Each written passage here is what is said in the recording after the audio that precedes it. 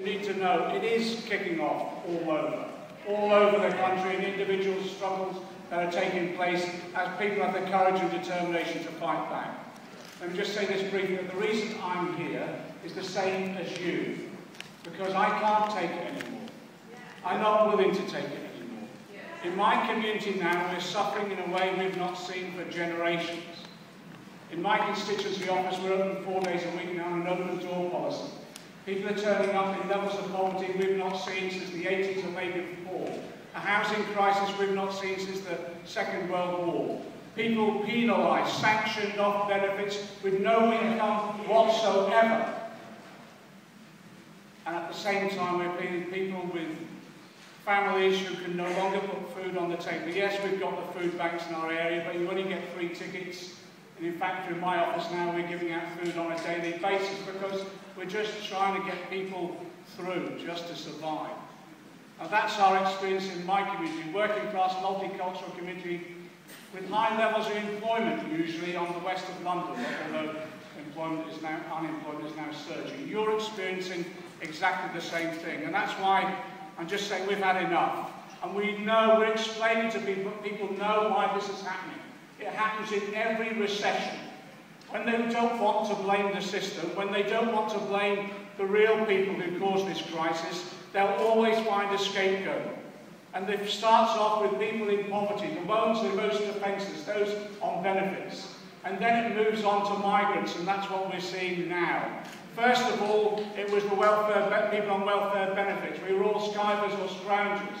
Now it's moved on to migrants themselves with the rise of UCAP. It's exactly as the chair has said. It's divide and rule. It happens in every recession because they don't want people to know. It's the system that causes unemployment. It's not individual responsibility, it's the system that causes poverty. And when people understand it's the system, they start demanding changes to the system. And I think that's what we're about now. We're about bringing this system down because it's this system that's causing the chaos that we're now in. Let me just say this finally.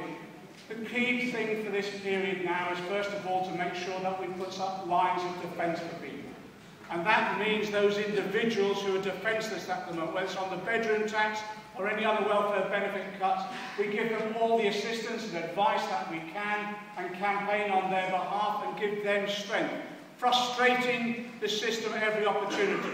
And that does mean, yes, it does mean in terms of the bedroom tax, giving advice and assistance and representation, but recognising also that we want councils to ensure that they're doing their job as well. That's why we're demanding Labour councils, no evictions.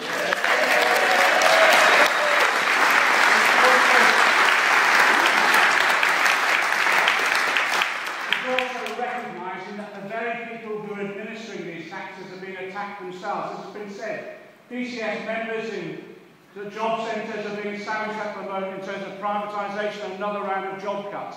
In local government now, the comprehensive spending review in June will launch another wave of job cuts in local government. So the key issue, as the chair has said, is linking benefit claimants with benefit payers, with the workers, with the wider community. Every one of these struggles is all of our struggles. And that means linking the direct action of DPAC and every other organisation with the industrial action that will need to take place as well. And in that way we will be strong. Let me give this final thing. We also, of course, need a parliamentary voice, and we'll use every briefing you give us, every opportunity we can in Parliament to raise these issues and try and expose what's going on. And yes, recruit more support in Parliament that we possibly can. But we need a bit more clear commitment. We need a commitment from the Labour Party that the bedroom tax will be scrapped. Yeah. We need a commitment.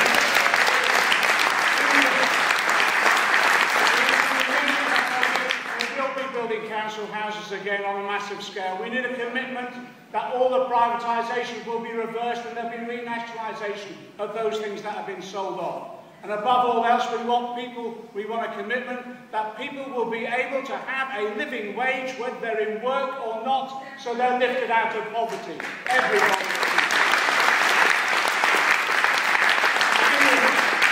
I think this commitment, whether it's in Parliament, whether it's in the picket line, or occupations or demonstrations, I'll be with you. Solidarity.